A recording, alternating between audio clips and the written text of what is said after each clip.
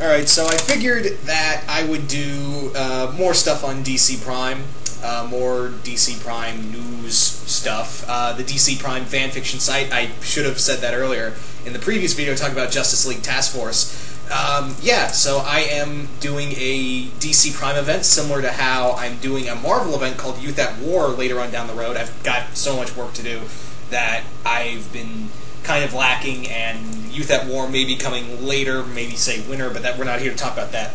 In this event is going to be called Time War. Now, there already is an event over at DC Prime going to happen called Reign, which you guys can learn more about that at the DC Prime YouTube channel, which I will, again, put a link below if you guys are interested in learning more about Reign.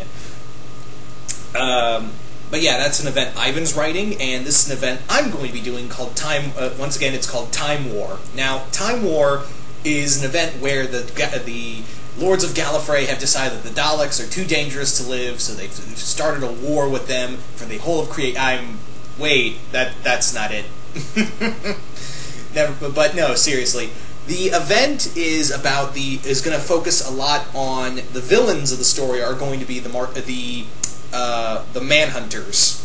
The Manhunter androids, and they have pretty much in the future have wiped out all life in almost like 60 to 80% of all life on the universe, and there's not many heroes and not many superpowered beings left in the world. It does take in the same vein of Days of Futures Past and Futures End and whatnot.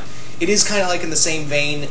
And, all good stories have been, as the age-old saying goes, all good stories have been told. It's just a matter of how you tell these stories. And I really wanted to make Days of Future Past and stuff like that on a grand scale. Like, the Manhunters have pretty much wiped out every single being with their new updated forms, they're being led by a new controller called Hunter Sigma. Hunter Sigma is the new hive mind type creation that is controlling the Manhunters and has pretty much upgraded the Manhunter androids to the point where they can just easily, it's kind of like the Borg, where they can be damaged and then they can just then it's just like upgrade in progress. So yeah, think like Cybermen and Borg in the event that they can be hit by something, then adapt to it. So there aren't many, like I said, there aren't many superpowered beings left in the world. The Justice League itself is pretty much all but decimated. There are hardly any Justice League characters left, and the heroes that are around are younger characters that have been forced to grow up. And some of them and other characters are villains that are, well, former villains that are all part of this quote-unquote Justice League. We also have the arrival of a new 52 character in the DC Prime title called Simon Baz, who was a member of what most of you guys would know, showed up in Justice League, and he was like, and I know that character hasn't been well liked, but I want to make that character a little more tolerable, because they really, he was like, oh, I'm extreme, look at me, I'm a Green Lantern with a gun. So he is going to be the last of the Green Lanterns. Not only the Green Lantern Corps, but all the Lantern Corps have been killed, and their entities have been destroyed. However, Ion is still alive and surviving within Simon Baz, and he's leading, since he's the most powerful member, he's leading this new Justice League, which has members like Captain Cold, Blackfire, Roy Harper, Miss Martian, Jinx. Yes, Jinx is on this team, and several others who have pretty much like I said, a lot of the Justice League has been wiped out. It is just down to them, and they've decided, you know what? We can probably stop Hunter Sigma from being created and create these new Manhunters by time traveling.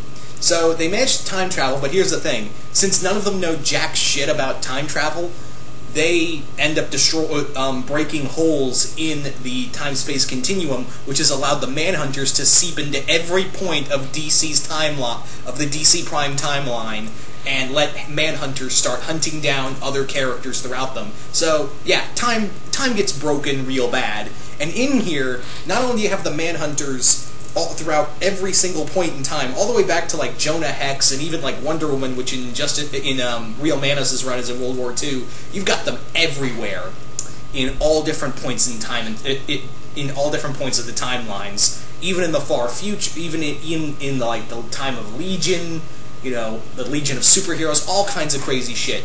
while this is going on, a small group of time travelers led by Rip Hunter, who most of you guys would know as like the Master of Time, and Booster Gold and Kronos, the Atom's archenemy, are have a small band of time travelers who are trying to fix the damage and try to put an end to this, while at the same time trying to fix all the damage that the Manhunters have, pretty much that the New Justice League have accidentally caused. It wasn't like they did this on purpose. They just didn't know what they were doing and made a hasty decision to, we can go back in time, stop Hunter Sigma from being built, and stop all of this from happening. Yeah, that will totally work. However, that's not really the case.